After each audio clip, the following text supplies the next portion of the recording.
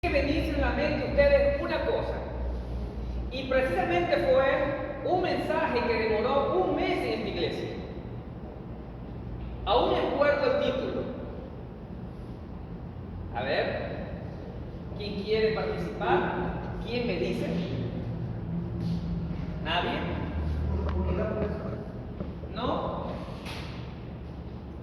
El tema de ese mes que yo hablé sobre esto fue el cristiano, el verdadero cristiano, altamente competente.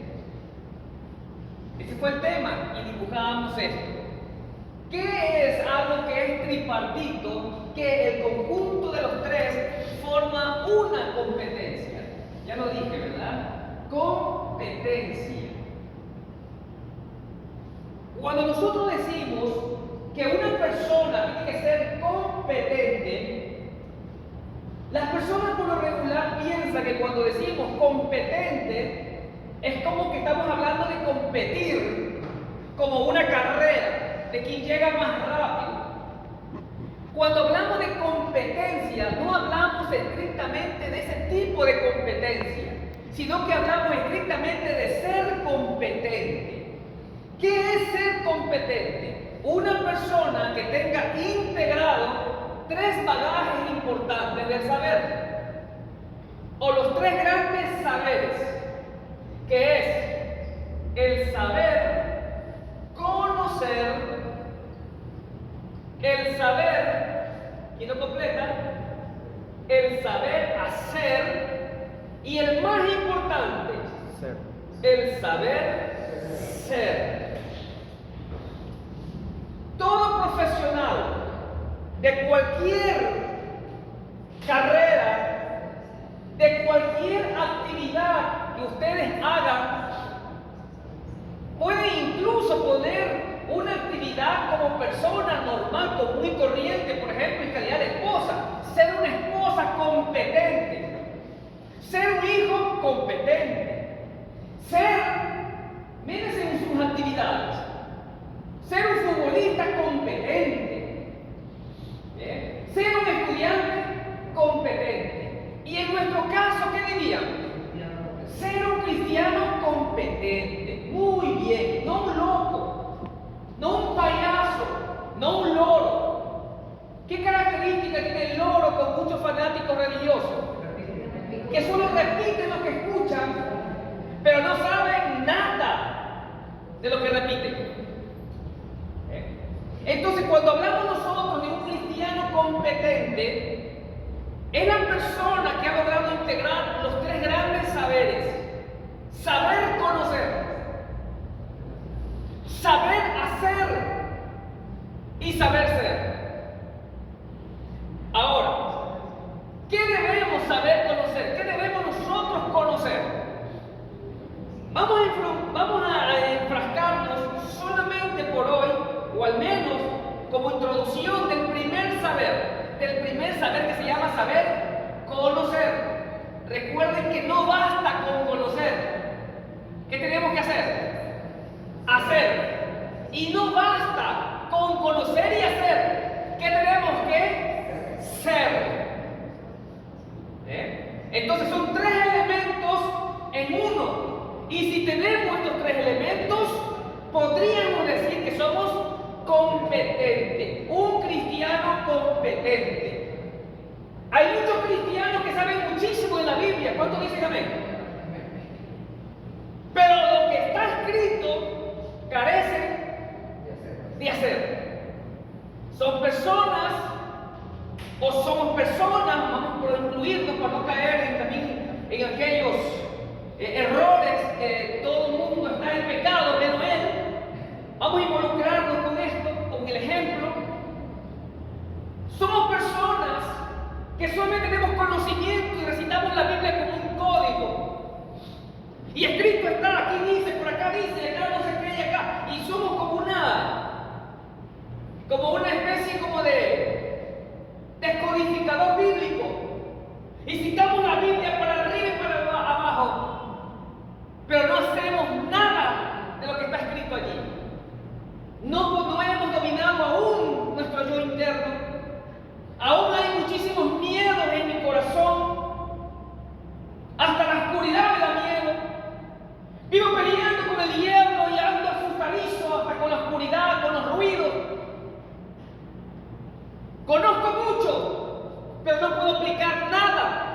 conocimiento.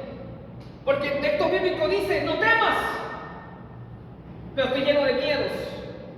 Amén. En la Escritura hay mucha información, pero ¿cuál de ellas hago? Entonces hay un gran trecho entre lo que conozco versus con lo que hago. ¿Cuántos dicen amén? ¿Se fue a la iglesia? ¿Sí? Entonces no basta con conocer, hay que aplicar ese conocimiento y ese es el saber hacer. Por poner una analogía, Jacqueline, que trabaja en cocina, que sabe, ella es chef, sabe muy bien que ella puede conocer muchísimo de una ensalada, digamos. Ella sabe cuántos elementos poner, cuáles son los ingredientes a cocer, el tiempo que dura ponerlo, etc. Pero cuando lo hace, se traba, se olvida, se perturba. Por acá se lleva una cosa, por acá y corre aquí, corre acá. No puede controlar los movimientos. En teoría lo sabe todito. Pues en la práctica se hace un pulpo. ¿Sí ven? No basta con saber.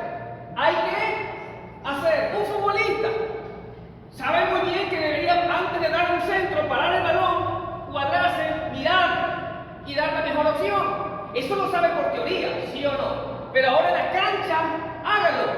No lo puede hacer. Porque si se frena, todo se le nubla. No alcanza a ver nada.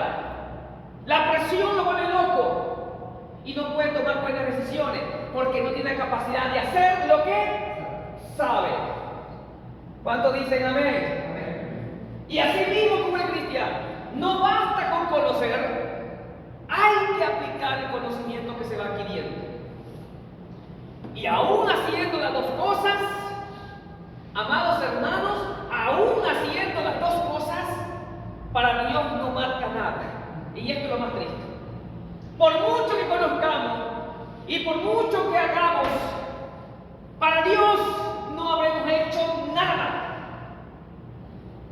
Porque Dios no califica lo que conozcamos ni lo que hacemos, sino que lo que somos.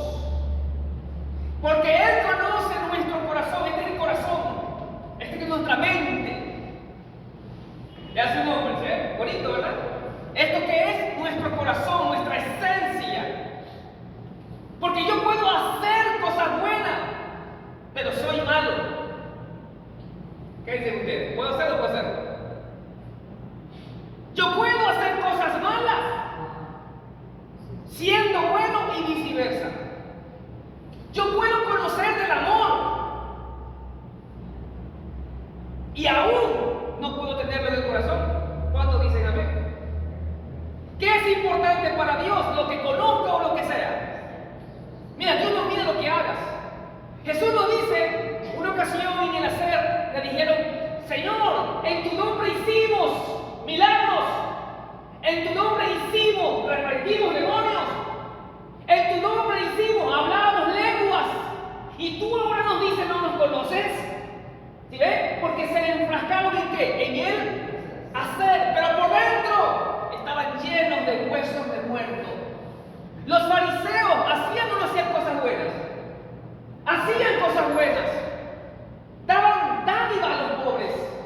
Y mientras hacían, tocaban trompetas para que ellos salieran y se sintieran motivados a darle a los pobres. Eso era lo bueno.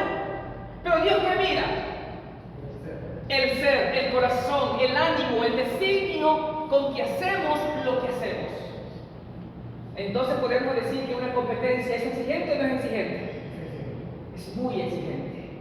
Así que un cristiano altamente eficiente es un cristiano que integra estos tres saberes. Estos tres saberes, integrarlo, amados hermanos. Por lo tanto, el amor no solamente debe estar en nuestra mente, no meramente hacerlo hipócritamente, sino que el amor sea una esencia, sea una naturalidad en nuestros corazones. Ese es el gran desafío. Amén. Como les dije, vamos a concentrarnos en el primer saber, en el saber conocer. Y ya no me borra esto.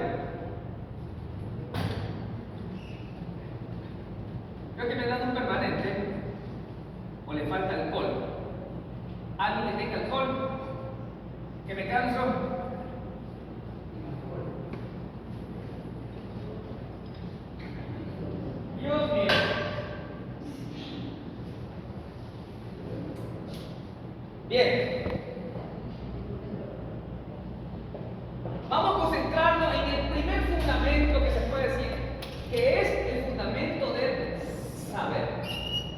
Saber, complételo, conocer.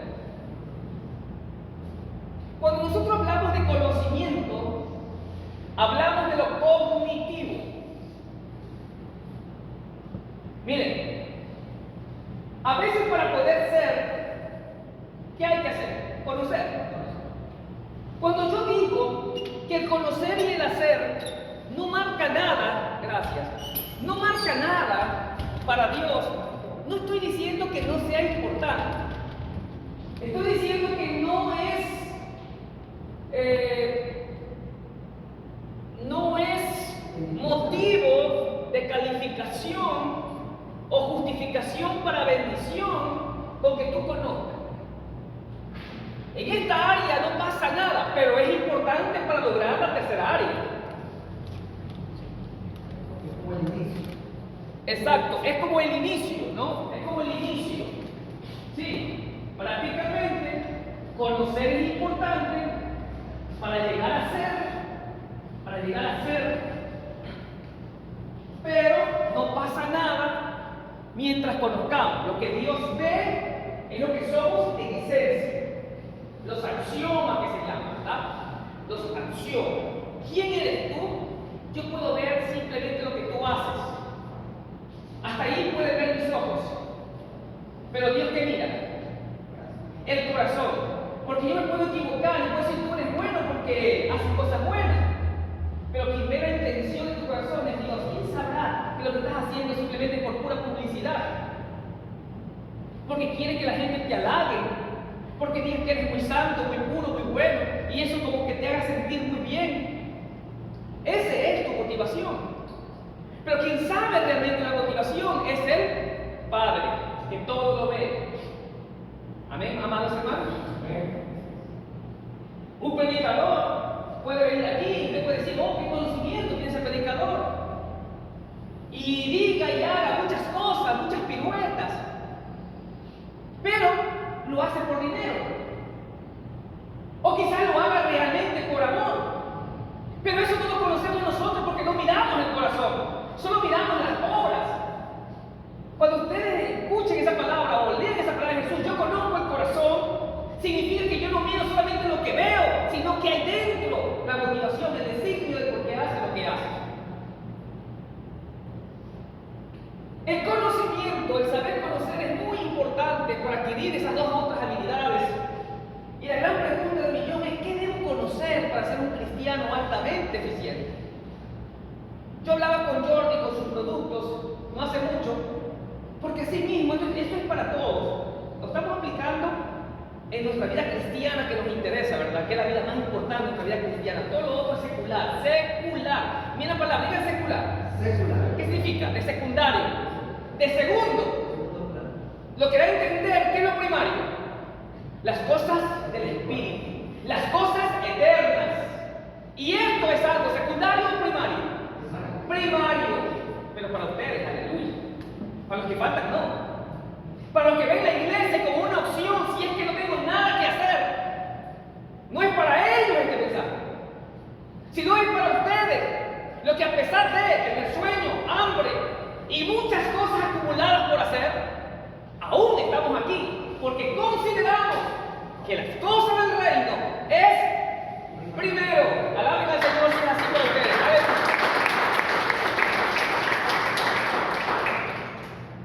La pregunta es: ¿qué debo conocer? ¿Qué debo saber? Así mismo como le digo a Jordi, tú eres vendedor. Sí, vendes, pero hay mucho que se te va a vender. ¿Qué vendes tú? Yo vendo productos naturales. Entonces, ¿qué debes conocer? Todos son los productos naturales.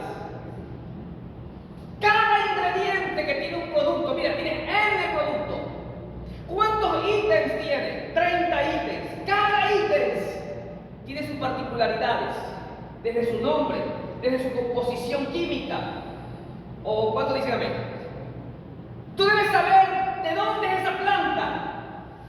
¿Para qué sirve esa planta? ¿De dónde se la recolecta? ¿Cómo se la recolecta?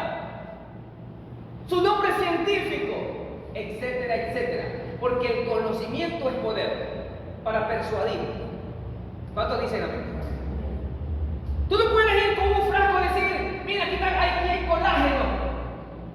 Y si ya saben qué significa colágeno, por qué se llama colágeno, y los ingredientes, por qué son estos ingredientes que están aquí, y no sabemos nada de esa información, no podremos convencer a nadie. Amén. A menos porque el doctor se lo recetó. Ya, colágeno, sí, entonces realmente el conocimiento es una de los tres elementos de la competencia importantísimos. En el caso de Jacqueline, ¿qué debes conocer tú? Debes conocer lo que es proteínas, lo que son carbohidratos, lo que son los equilibrios alimenticios, qué son las calorías, cuántas calorías de ingesta, o no es así, Jacqueline. Es decir, tu conocimiento va a ser diferente al de él, pero ¿en qué va a ser igual? En que los dos van a tener que tener amplio conocimiento, saber conocer sobre lo que practica o lo que realiza. Amén. Así todos ustedes tenemos y compartimos algo aquí, que somos cristianos. Por lo tanto, este mensaje es para todos nosotros de saber. ¿Qué debemos saber? ¿Qué debemos saber?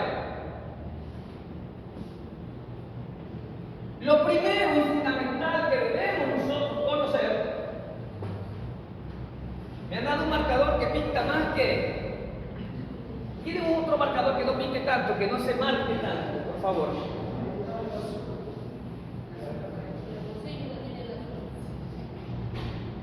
Entonces aquí no vale, más referenciado, sáquenlo del inventario, vienen de baja.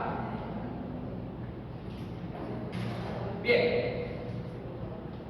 ¿Quién me dice cuál es el primer gran saber, conocer, que debemos tener aquí?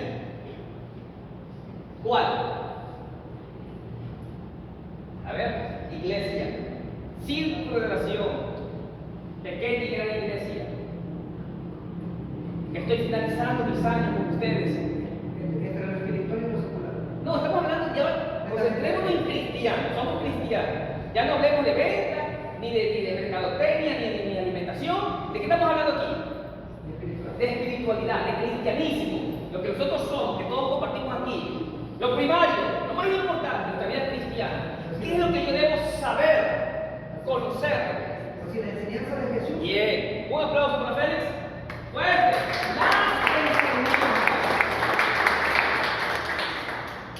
Las enseñanzas de Jesús.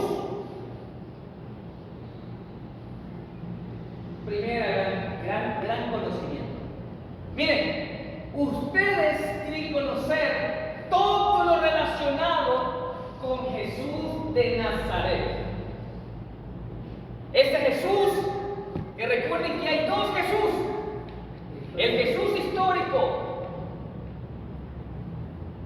y el Jesús mitológico. Recuerden que en todas las mitologías que hay exageraciones. En todas las mitologías hay exageraciones. ¿Usted cree que a Jesús no le exageraron también su vida? Si ustedes ven los evangelios que han sido desenterrados, que van 38 hasta el día de hoy, o sea, van a encontrar exageraciones que incluso no se las considera porque son demasiadas exageraciones con respecto a Jesús.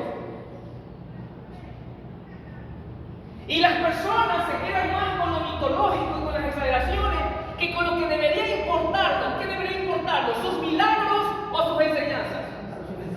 Y esto lo vamos a encontrar en ese Jesús histórico, en sus enseñanzas. ¿En dónde reside su poder? En sus enseñanzas. ¿Qué es lo que nosotros debemos conocer de ese Jesús histórico? Es sus enseñanzas. ¿Por qué dijo lo que dijo? ¿Por qué hizo lo que hizo? Y todo lo relacionado con esa enseñanza que en su tiempo fue muy perturbadora para propios y para extraños, muy revolucionaria para propios y extraños. Ya dije contradictoria, ¿verdad? ¿No? Sí. Muy contradictoria para propios y extraños. Las enseñanzas de Jesús, en primer lugar, no tienen nada que ver con el conocimiento religioso de su época. Nada que ver. Otras cosas que usted debe conocer sobre Jesús es sobre su contexto. Es decir, contexto histórico-social, el contexto político, el contexto religioso, el contexto cultural. Todo esto, amados hermanos, usted le va a dar luces para entender que si sus enseñanzas eran fáciles de adquirir o difíciles de adquirir. Si usted no conoce los contextos de este Jesús histórico, usted no podrá entender las profundidades de sus enseñanzas. Lo perturbador de sus enseñanzas para muchos.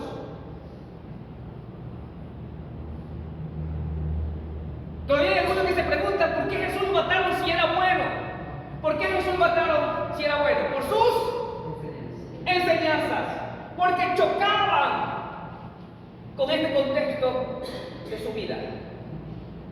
Amén. Por ejemplo, toquemos uno. Religioso. ¿Cuál era el contexto religioso en los tiempos de Jesús?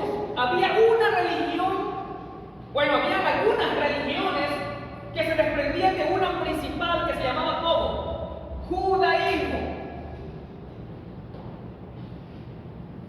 El judaísmo era la religión oficial del contexto de Jesús, que nadie dudaba que el Tanaj, como ellos llamaban Tanaj, que era el cúmulo de la Torá y del Pentateuco, de los libros de los proféticos y los primeros 5 libros para los judíos, ¿eso qué era? Palabra de Dios.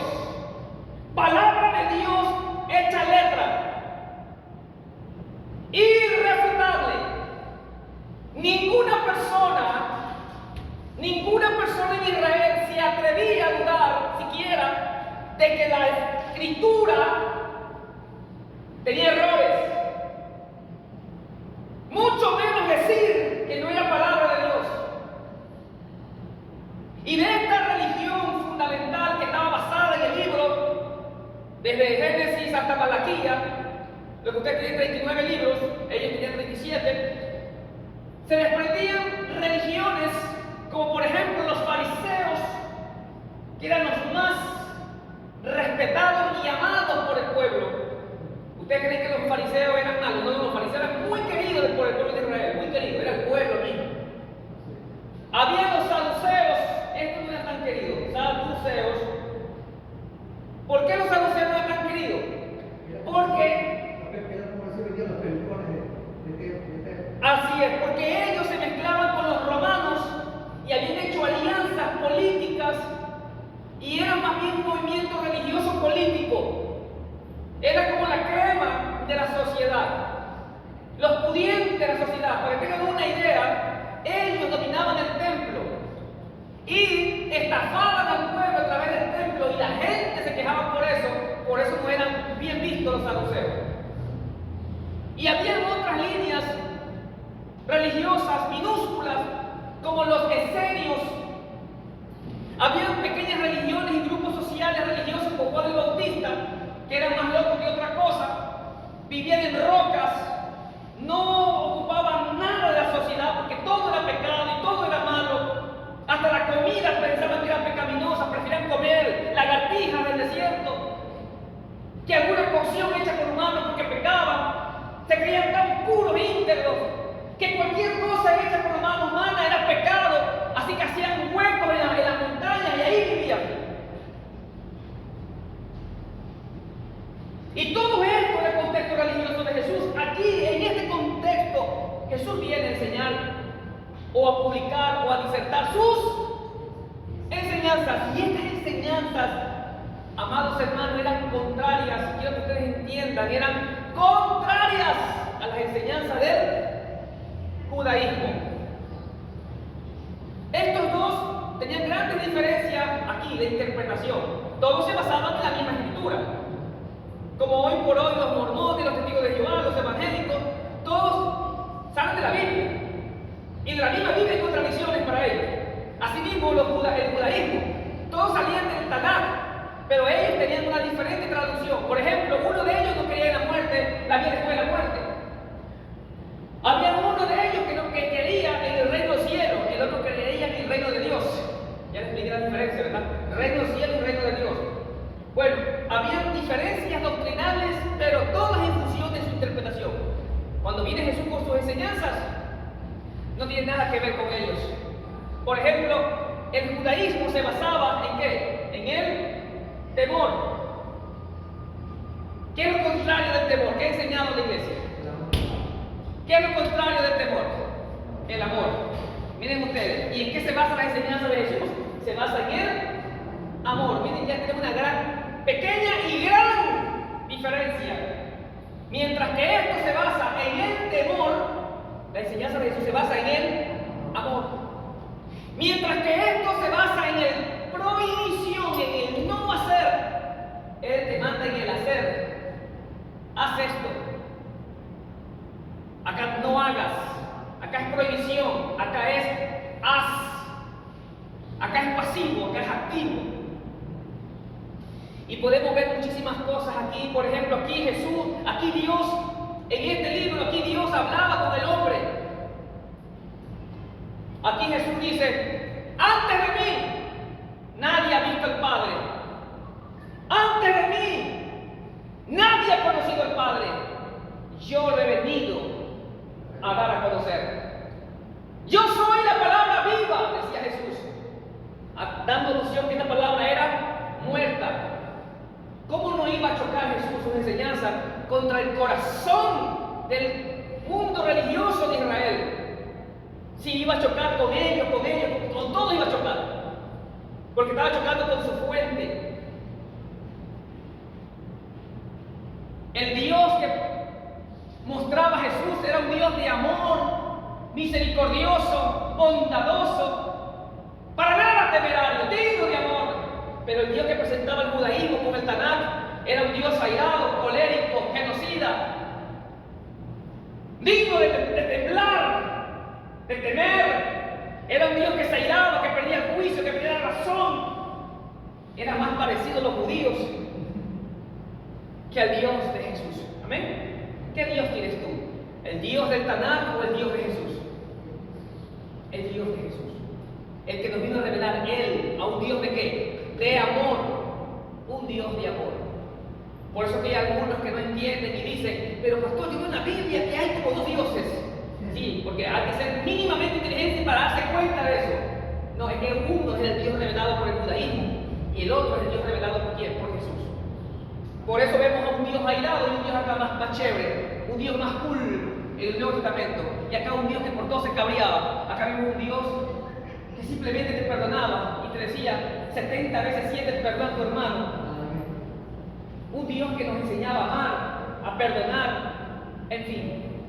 Bien, para ir culminando, mis santos hermanos, entonces el primer fundamento del saber es conocer primero muy bien sobre las enseñanzas de Jesús. ¿Cuáles son estas? A Jesús histórico. Revisen por internet qué es el Jesús histórico versus Jesús bíblico o mitológico, que es lo mismo. Jesús bíblico o mitológico es lo mismo. Pues sí, Jesús mitológico versus Jesús histórico. Y ahí podrás darte cuenta de muchas cosas, ¿verdad? Porque nosotros lo que nos interesa no son sus milagros. ¿Qué nos interesa? Sus enseñanzas. Así que no nos pongamos a pelear como se peleó el mundo por más de 1000 años con los concilios. Que Jesús es sustancial con el Padre, si Jesús es el Padre, si Jesús es Dios, no es Dios, si es esto, no otro, si Jesús era negro, blanco, rubio, alto, bajo. No tenemos que discutir tonterías si vamos dejando de lado lo más importante, que son, porque a través de sus enseñanzas tenemos una calidad de vida mejor. A través de su enseñanza tenemos transformación. No Estas enseñanzas de Jesús tienen que generar y germinar en frutos. Y por esos frutos que se germinan a través de ella, seremos reconocidos por el Padre. Así que, amados hermanos, aquí tiene el primer gran fundamento. Y solamente aquí estoy hablando de qué? Del conocer sus enseñanzas. ¿Cuántos quieren aspirar a conocer a Jesús? Sus enseñanzas. Así que revisen, tienen toda la semana para que tengan una tarea. Contexto de Jesús histórico. Aquí te va y pongan contexto social, contexto político, contexto religioso, contexto cultural de Jesús histórico. Comiencen a estudiar. Comiencen a estudiar, porque solamente conociendo podemos entender. Amén, mis santos hermanos. Vamos a ponernos en pie. Un aplauso para el Señor.